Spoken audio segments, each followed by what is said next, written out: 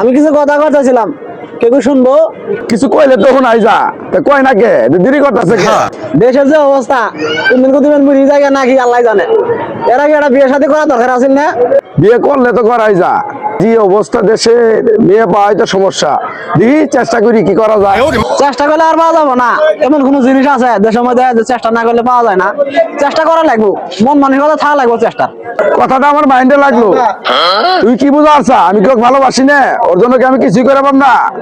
দেখি বিয়ে করার পাই না পাই এটি দেখমু। আমি কি কইছি যে কেউ আমাকে ভালোবাসে না? বিয়েটা করে দিলেই হয়, কোনদিন কোনদিন মরে যায় না, কি করি? মরামরির দরকার কি?